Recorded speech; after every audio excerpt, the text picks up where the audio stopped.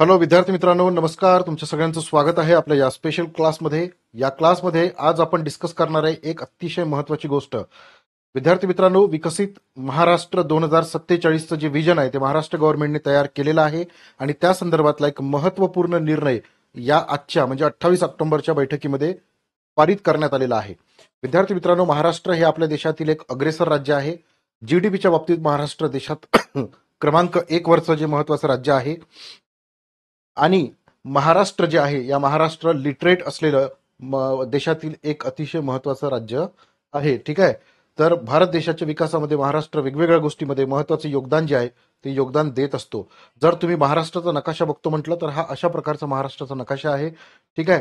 त्यानंतर महाराष्ट्राचा आराध्य दैवत जे आहे ते छत्रपती शिवाजी महाराज आहे. आज महाराष्ट्राची जी ओळख आहे ती महाराजांमुळेच आहे.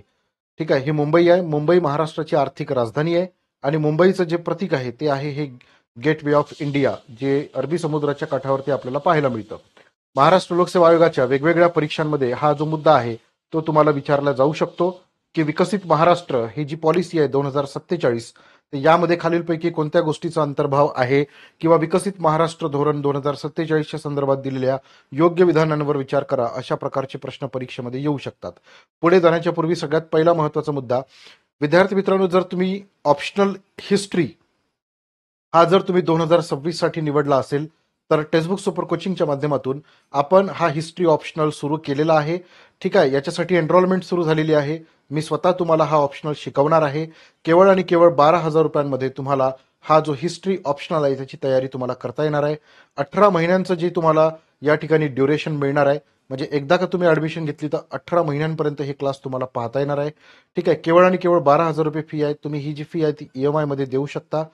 ठीक आहे. तर ज्या विद्यार्थी हिस्ट्री हा विषय ऑप्शनल म्हणून निवडणार आहे त्यांच्यासाठी अतिशय कमी पैशांमध्ये हा विषय तुम्हाला मिळत आहे. महाराष्ट्रातल्या देशातल्या कानाकोपऱ्यांमध्ये जर तुम्ही असाल तरी हा विषय तुम्ही तिथे बसून सुद्धा शिकू शकता.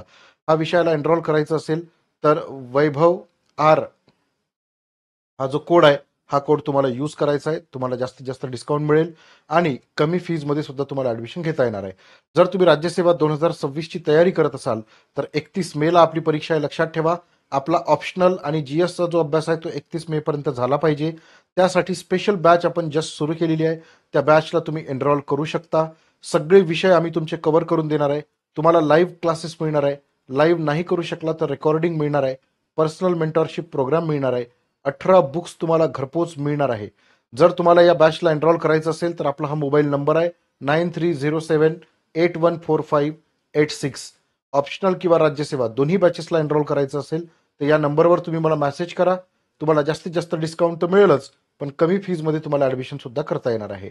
ठीक आहे. सगळ्यात पहिला महत्त्वाचा मुद्दा, विद्यार्थी मित्रांनो, महाराष्ट्र हे जे राज्य आहे त्याची जी निर्मिती आहे ती 1960ला झाली. भाषावार प्रांतरचनेप्रमाणे ही जी निर्मिती आहे ती झालेली आहे. महाराष्ट्राची राजधानी मुंबई आहे, उपराजधानी नागपूर आहे. महाराष्ट्र हे क्षेत्रफळाच्या दृष्टीने 3ऱ्या क्रमांकाचं भारत देशातलं मोठं राज्य आहे. 3,07,713 किलोमीटर हे आपलं क्षेत्रफळ आहे. एकूण जिल्ह्यांची संख्या 36 आहे. 11.24 कोटी 2011 नुसार महाराष्ट्राची लोकसंख्या आहे. मराठी ही राज्यभाषा आहे. एकूण लिटरसी 82.34% आहे आणि मुख्य धर्म जे आहे ते हिंदू, मुस्लिम आणि बौद्ध आहे. प्रमुख पिकं जी आहे महाराष्ट्रामध्ये ती ऊस, कपाशी, ज्वारी, बाजरी आहे. प्रमुख इंडस्ट्री IT इंडस्ट्री, वाहन, साखर उद्योग, वस्त्रोद्योग आणि सर्व्हिस सेक्टर आहे. भारताच्या एकूण GDP मध्ये 14% योगदान एकट्या महाराष्ट्र राज्याचं आहे.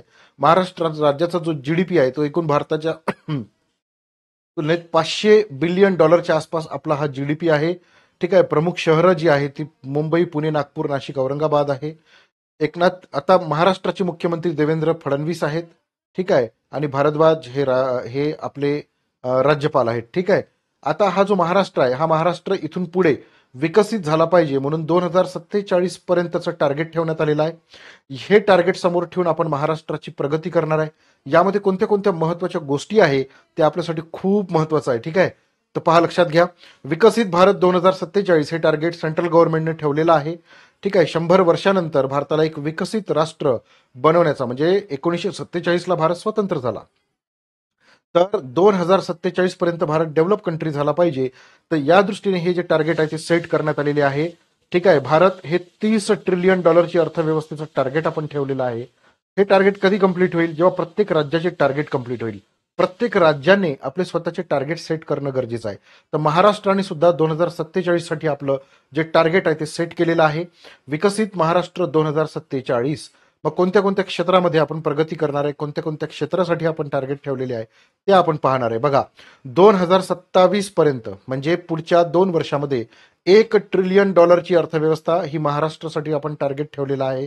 सध्या आपल्याला $500 बिलियन टप्पा जो आहे तो गाठायचा आहे. ओके, त्यानंतर 2047 पर्यंत आपल्याला महाराष्ट्राला $3.5 ट्रिलियन अर्थव्यवस्था बनवायचा आहे. सध्या भारताची अर्थव्यवस्था $4.3 ट्रिलियन आहे. म्हणजे त्याच्या जवळपास महाराष्ट्राची इकॉनॉमी आपल्याला बनवायची आहे, हे टार्गेट ठेवण्यात आलेलं आहे. तर हे टार्गेट आपल्यासाठी व्हेरी इम्पॉर्टंट आहे, लक्षात ठेवा, परीक्षेत विचारला जाईल. ओके, आणि मुंबई महानगर प्रदेश जो आहे तो 2030 पर्यंत $300 बिलियन इकॉनॉमी टार्गेट जे आहे ते आपण ठेवलेलं आहे. ठीक आहे, मुख्य लक्ष जे आहे म्हणजे मुख्य टार्गेट कोणत्या सेक्टरला आपण करणार आहे की या सेक्टरमध्ये जास्तीत जास्त इन्व्हेस्टमेंट करून आपल्याला मोठ्या प्रमाणात इकॉनॉमी डेव्हलप करायची आहे. तर त्याच्यामध्ये इन्फ्रास्ट्रक्चर आहे, म्हणून बघा महाराष्ट्रामध्ये मोठ्या प्रमाणात इन्फ्रास्ट्रक्चर तयार होत आहे. विमानतळ आहे, रस्ते आहे, हे मोठ्या प्रमाणात तयार केलं जात आहे. ॲग्रिकल्चर सेक्टर आहे, कारण हे प्रायमरी सेक्टर आहे. जोपर्यंत तुम्ही या सेक्टरमध्ये प्रगती करणार नाही तोपर्यंत महाराष्ट्राची प्रगती होऊ शकणार नाही. एज्युकेशन आहे, एज्युकेशन शिवाय तर कुठलंच राष्ट्र पुढे जाऊ शकणार नाही. आरोग्य आहे, सामाजिक कल्याण आहे, शहरी ग्रामीण विकास, पर्यावरण, या सगळे सेक्टर जे आहे ते टार्गेट म्हणून ठेवण्यात आलेले आहे. नियोजन आणि अंमलबजावणी जी आहे तर ती करणारी कमिटी जी आहे ती सुद्धा फॉर्म करण्यात आली आहे. 31 सदस्यीय सल्लागार कमिटी अपॉइंट करण्यात आली आहे.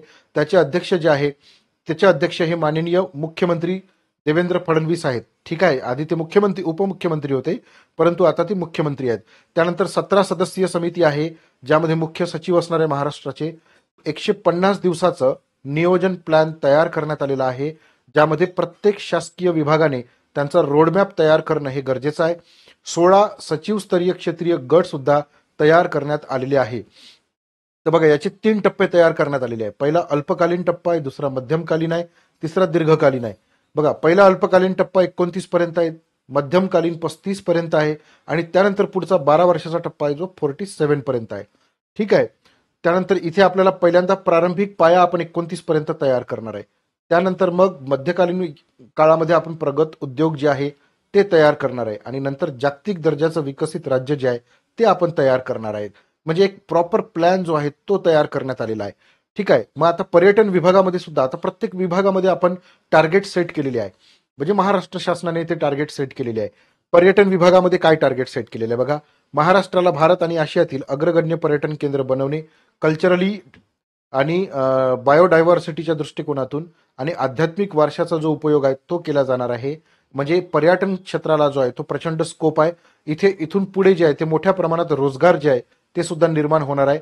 मग तुम्ही जर आता एज्युकेशन घेत असाल तर पर्यटन विभागाच्या क्षेत्रामध्ये तुम्ही इन्व्हेस्टमेंट करू शकता, आणि तुम्हाला तिथे चांगलं करिअर जे आहे ते उपलब्ध राहू शकते. ठीक आहे, उद्दिष्टे: 1 लाख कोटी रुपयांची खासगी गुंतवणूक या क्षेत्रामध्ये अपेक्षित आहे.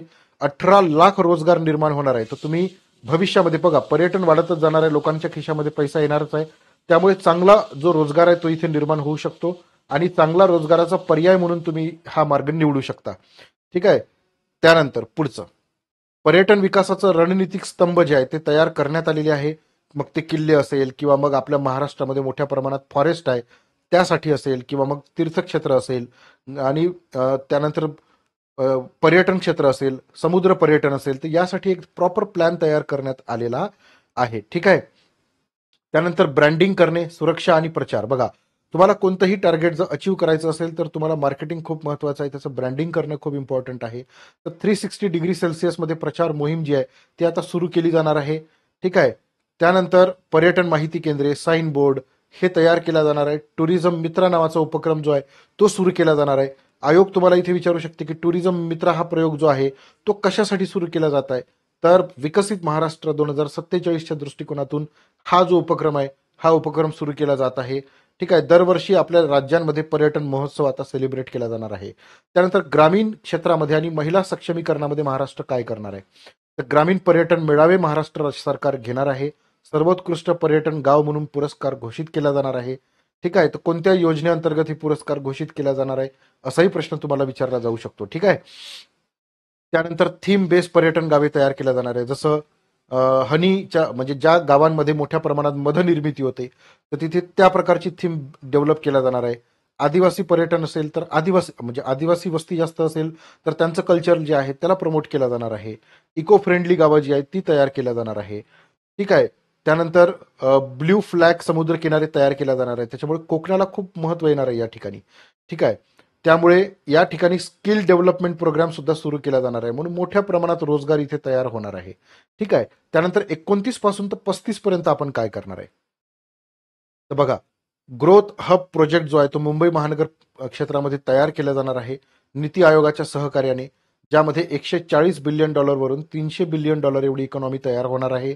ओके. आणि $1.5 ट्रिलियन जे आहे ते 2047 साठी टार्गेट ठेवलेलं आहे मुंबईचं. ओके. आता काही प्रमुख पर्यटन प्रकल्प कोणते कोणते तयार केला जाणार आहे? तर नवा आयलंड नावाचा जो प्रकार आहे तो तयार केला जाणार आहे. कोकण किनारा जो आहे तिथे luxury cruise, water sport, fish पर्यटन याला मोठ्या प्रमाणात प्रमोट केला जाणार आहे. ठीक आहे. त्यानंतर गोराई, बेलापूर मरीना इथे जागतिक दर्जाचे बीच तयार केला जाणार आहे. किल्ले पुनर्संचय कार्यक्रम सुद्धा तयार केला जाणार आहे. रिसॉर्ट, वेलनेस हे जे केंद्र आहेत ते सुरू केलं जाणार आहे. जागतिक दर्जाचं एक्वेरियम तयार केलं जाणार आहे, जेणेकरून टुरिझम जे आहे ते टुरिझम मोठ्या प्रमाणामध्ये वाढलं पाहिजे. आध्यात्मिक आणि तीर्थक्षेत्राचा सुद्धा विकास केला जाणार आहे. नाशिक, शिर्डी, औरंगाबाद कॉरिडॉर तयार केला जाणार आहे. औरंगाबाद महाराष्ट्राची ऐतिहासिक राजधानी आहे. रामायण सर्किट तयार केला जाणार आहे. अष्टविनायक आणि शक्तीपीठ जे आहे ते सुद्धा प्रमोट केला जाणार आहे. ठीक आहे. कोकण किनारा जो आहे तो गोल्ड कोस्ट ऑफ एशिया म्हणून डेव्हलप केला जाणार आहे. बघा किती मोठे टार्गेट ठेवण्यात आलेले आहे. Gold coast of Asia. मग आता याच्यासाठी खूप मोठ्या प्रमाणात इन्फ्रास्ट्रक्चर डेव्हलप करणं गरजेचं आहे. हे महाराष्ट्राला उशिरा सुचलेलं आहे. आता जवळपास 70 वर्ष 60 वर्षापेक्षा जास्त कालावधी होऊन गेलेला आहे. ठीक आहे. पण या काळात आपण गोव्यासारखा महाराष्ट्राला डेव्हलप करू शकलो असतो. मालवण आहे, रत्नागिरीचे अप्रतिम समुद्र किनारे आहे, ज्याला आपण चांगलं डेव्हलप करू शकलो असतो. ठीक आहे. नदी क्रूज पर्यटन, तापी, नर्मदा, गुजरात, मध्य प्रदेश जोडणी केला जाणार आहे. मुंबई, पुणे हे जागतिक पातळीवरील टॉप 5 जे शहर आहे म्हणून तयार केला जाणार आहे. म्हणून पुण्याला मोठ्या प्रमाणात मेट्रोचं जे काम आहे ते चालू आहे. ठीक आहे. येस. त्यानंतर पुढे बघूया. विशेष पर्यटन कार्यक्रम बघा. 50 प्राधान्य जिल्ह्यातील जी स्थळं आहे त्याला डेव्हलप केलं जाणार आहे. जसं ताडोबाला आशिया खंडातलं क्रमांक 1चं व्याघ्र प्रकल्प म्हणून डेव्हलप केला जाणार आहे, जेणेकरून मोठ्या प्रमाणात पर्यटक तिकडे आकर्षित झाले पाहिजे. ठीक आहे. AI डेटा विश्लेषण प्रणालीद्वारे हे सगळं मोजमाप केलं जाणार आहे. नंतर 2035-47 मध्ये भारताच्या स्वातंत्र्याला जेव्हा 100 वर्ष पूर्ण होणार आहे, मग तेव्हा दीर्घकालीन आराखडा तयार करण्यात आला आहे. त्याच्यामध्ये बघा काय उद्दिष्ट ठेवण्यात आले आहे. महाराष्ट्राला जागतिक दर्जाचं पर्यटन केंद्र तयार करणे, ज्यामध्ये सॉफ्ट पॉवर हब जो आहे तो तयार केला जाणार आहे. पर्यटन व संस्कृतीमध्ये भारताचं नेतृत्व जो आहे तो महाराष्ट्र करणार आहे. रोजगार अर्थव्यवस्थेमध्ये लाखो रोजगार निर्माण करण्याचा जो टार्गेट आहे ते सेट केला गेलेले आहे. स्मार्ट पर्यटन प्रणाली तयार केल्या जाणार आहे, ज्यामध्ये पूर्णपणे AIचा वापर केला जाणार आहे. आणि पर्यावरण शाश्वता म्हणजे नेट झिरो उत्सर्जन, म्हणजे कार्बन उत्सर्जन झिरो राहिलं पाहिजे, त्या दृष्टिकोनातून हे सगळ्या गोष्टी ज्या आहे त्या तयार केल्या जाणार आहे. म्हणजे विचार करा की विकसित महाराष्ट्र 2047 जो आहे तो महाराष्ट्र गव्हर्नमेंटच्या वेगवेगळ्या डिपार्टमेंटमध्ये मोठ्या प्रमाणात महत्वाकांक्षी टार्गेट जे आहे ते ठेवण्यात आलेले आहे. आणि दूरदर्शी दृष्टिकोन जो आहे तो विकसित करण्यात आलेला आहे. कारण जोपर्यंत आपण टार्गेट ठेवणार नाही तोपर्यंत आपण ते अचीव करणार नाही. हे सगळ्या क्षेत्रामध्ये लागू पडतं. आणि त्यामुळे हा ब्ल्यू प्रिंट जो आहे तो तयार करण्यात आला आहे, आराखडा तयार करण्यात आलेला आहे. आपण नाही $3.5 ट्रिलियन पर्यंत पोहोचलो, पण $3 ट्रिलियन पर्यंत जरी पोहोचलो तरी खूप साध्य केलं असं आपण म्हणायला पाहिजे. पण हे केव्हा साध्य होईल? जेव्हा आपण टार्गेट ठेवू. असं म्हटलं जातं की 2075 पर्यंत जगातली दुसऱ्या क्रमांकाची अर्थव्यवस्था हा भारत असेल आणि चायनाच्या जवळपास असेल. म्हणजे असं म्हटलं जातं की जवळपास $57 ट्रिलियन इतकी चायनाची अर्थव्यवस्था असेल, $52 ट्रिलियन ही भारत देशाची अर्थव्यवस्था असेल आणि $51 ट्रिलियन ही USA ची अर्थव्यवस्था असेल. तर आपल्याला जर हे टार्गेट्स आपल्याला अचीव करायचे असेल तर मग मात्र मोठ्या प्रमाणामध्ये आपल्याला सगळ्या क्षेत्रामध्ये सस्टेनेबल डेव्हलपमेंट करणं खूप गरजेचं आहे. म्हणून महाराष्ट्र गव्हर्नमेंटने हा जो डिसिजन आहे तो घेतलेला आहे. आणि आज 28 ऑक्टोबरला जेव्हा महाराष्ट्र गव्हर्नमेंटने मंत्रिमंडळाची जी बैठक भरली त्याच्यामध्ये याच्यावरती जबरदस्त डिसिजन जे आहेत ते घेण्यात आलेले आहे. 2047 पर्यंत महाराष्ट्र राज्य हे जागतिक वारसा स्थळ बनलं पाहिजे. नवीन नवीन कल्पना, नवीन नवीन स्किलचं केंद्र बनलं पाहिजे आणि पर्यटनाचं केंद्र बनलं पाहिजे, असा संकल्प महाराष्ट्र शासन करत आहे. तर 2047 मध्ये आपण सगळे जिवंत राहणारच आहे, काही प्रश्न नाही आहे. तर त्यावेळेस आपल्याला महाराष्ट्राला विकसित होताना पाहता येणार आहे. म्हणजे आता किती दिवस शिल्लक आहे बघा बरं. आता 2025 आहे, 2047चं टार्गेट ठेवलेलं आहे. म्हणजे जवळपास 25+10 = 35+10 = 45, म्हणजे 22 वर्षामध्ये महाराष्ट्राला $3.5 ट्रिलियन अर्थव्यवस्था बनवण्याचं उद्दिष्ट ठेवण्यात आलंय. महाराष्ट्रामध्ये ते पोटेन्शियल आहे. कारण बघा, सगळ्यात महत्त्वाचा मुद्दा असा आहे की महाराष्ट्राची जी लिटरसी आहे ती तुलनेने संपूर्ण देशामध्ये जास्त आहे. महाराष्ट्राला समुद्रकिनारा लाभलेला आहे. महाराष्ट्रामध्ये देशाची आर्थिक राजधानी मुंबई आहे. महाराष्ट्रामध्ये संसाधनं भरपूर आहे. इंटेलेक्च्युअल स्किल असलेले इंटेलेक्च्युअल्स लोक जे आहे ते भरपूर आहे. एज्युकेशनल सेक्टर जे आहे ते डेव्हलप आहे. चांगल्या चांगल्या इन्स्टिट्यूशन महाराष्ट्रामध्ये आहे आणि त्यामुळे महाराष्ट्रामध्ये चांगलं ॲग्रिकल्चर सेक्टर आहे आणि ह्या सगळ्या गोष्टीमुळे महाराष्ट्र 100% तिथपर्यंत जाऊ शकते, ही आशा बाळगायला काही हरकत नाहीये. या संदर्भातल्या जर काही अपडेट राहिल्या तर त्या मी तुम्हाला पुढे नक्कीच सांगणार आहे. ओके. जर तुम्ही नवीन असाल तर आपल्या सेशनला नक्की लाईक करा, चॅनलला नक्की सबस्क्राईब करा, कारण असे महत्त्वाचे व्हिडिओ मी तुमच्यासाठी घेऊन येणारच आहे. ओके. आणि MPSC मध्ये सुद्धा आपल्याला ह्या सगळ्या गोष्टी विचारल्या जाणार आहे. आलं लक्षात? Very good. तर महाराष्ट्र गव्हर्नमेंट याला प्रॉपर ट्रॅक करत आहे. तर बघूया आता की इथून पुढे आपला विकास कसा होणार आहे, त्याचा फायदा सुद्धा होणार आहे, कारण अनेक रोजगार जे आहे ते महाराष्ट्रामध्ये डेव्हलप होणार आहे. तर विद्यार्थी मित्रांनो, आज आपण या ठिकाणी थांबूया. Thank you very much. Bye bye. Take care.